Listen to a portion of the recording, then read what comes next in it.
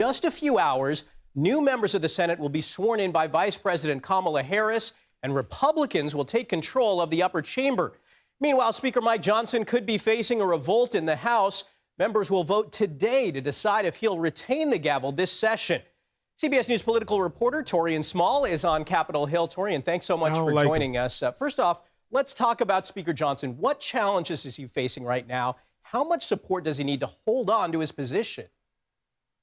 Well, Michael, there are quite a few Republicans who are still upset with Johnson for conceding with Democrats in order to keep the government open. When a CR was on the table, both in September but also in December, Mike Johnson had to confer with Democrats in order to keep the government running. This is, of course, to the chagrin of Donald Trump, the incoming president, who told Republicans to hold the line, force a shutdown in order to get his agenda through early. Now, that, like I just said, rubbed a lot of Republicans the wrong way. But when it comes to his support, we got to look at the math a little bit. I didn't go to school for math. I went for journalism to avoid this. But just by the numbers, it doesn't appear that the support there is for Johnson. Republicans were able to hold. They don't like him. We don't like him. He conspired with the Democrats in order to pass more aid for Israel and the Ukraine when Americans are out here like, we need help. We need fucking bread and gas and everything else, daily stuff. He conspired and went around the Republicans to pass billions of dollars and more aid. That's useless, especially the Ukraine.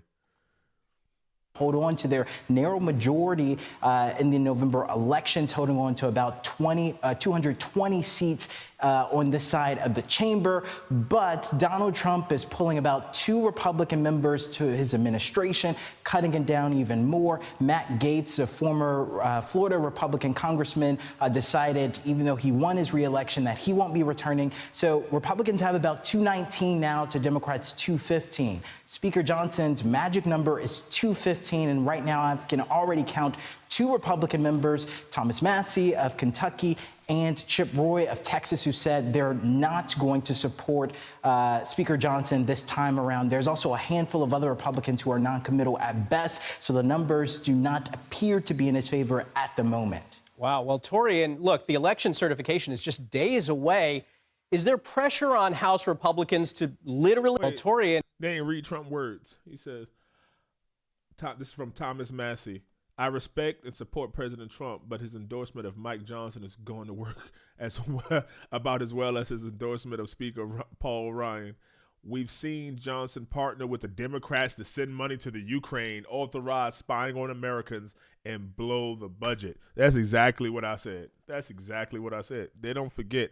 And Trump will sit there and play nice and say, yeah, endorse him. But in the back, he probably like, nah, that motherfucker going down. Because they don't want to split the Republican Party in public. And look, the election certification is just days away. Is there pressure on House Republicans to literally get their house in order? Well, certainly. I mean, this optics-wise is disastrous for Republican-led House to go into a certification of a Republican president without, to not, put this in a pun, but to have this house in order, right? So I don't think we've seen a situation before where there's been a speakerless certification of the election results, but this is certainly not what Donald Trump would want to see going into his administration. That top leadership that also has an R next to its name can't get its house in order again in order to certify his win that he says is essentially a mandate of the American public. All right, Torian Small, thanks so much. We appreciate it. For more on how today, let's bring in CBS News political reporter Libby Cathy. Libby, thanks so much for joining us. Now, President-elect Trump has endorsed Speaker Mike Johnson. What can you tell us about their relationship and how influential is a Trump endorsement right now? Good morning, Michael. It's a huge endorsement, and as Torian just laid out, it will be a huge test today of Trump's influence over Hill Republicans. Trump endorsing Speaker Johnson formally earlier this week over Truth Social, also telling reporters outside of his New Year's Eve bash at Mar-a-Lago that Johnson is the man for the job. He came down to Mar-a-Lago on Wednesday evening to meet with Trump to have some strategy sessions. Now, we didn't see any photos of Trump and Johnson come out of that meeting, but Trump's team saying he is standing by his man, and they really want to see A delay in that. They want to get this moving. So they're hoping that this happens in one round of voting today. That's also what we heard from Speaker Johnson. He anticipates and hopes this to be done in one round of voting. But as Torian laid out, yeah, he ain't get enough. So let's talk to Ed O'Keefe right now, because Ed, we were talking about how high stakes this first round of voting would be, Ed, and fine. It's reflective of how closely divided the Republicans and Democrats are. What do we have? A 4 or 5 seat difference. Right. Even narrower than that for a few weeks or months here to come, as various Republicans get picked off to serve in the Trump administration and some vacancies sit there for several weeks or months. Chaos and difficulty in organizing the Republican. Look at his face. That's a man who knows his days are numbered, Mike Johnson over there. Conference. And as we watch here, and as you see, the Speaker conferring with his aides and with some of his closest congressional lawmaker allies, other members of Republican leadership there. One thing to appreciate as we watch this read, and I know you guys especially can appreciate this as we bring in video feeds all day long, is on days like today, when there is no one essentially yet officially in charge of Congress or of the House, they allow in reporters with extra camera angles to let us see these sort of, furrowed brows and whispered moments between lawmakers that only otherwise reporters in the room or observers up in the gallery can normally see. These camera angles will probably go away once the House is formally organized, but it gives us these better reactions and understanding of what's going on. I didn't even know that, what he's saying, but if these camera angles are special, because that's stupid. Hey, once we finalize everybody and we get all the leaders, don't let them see us.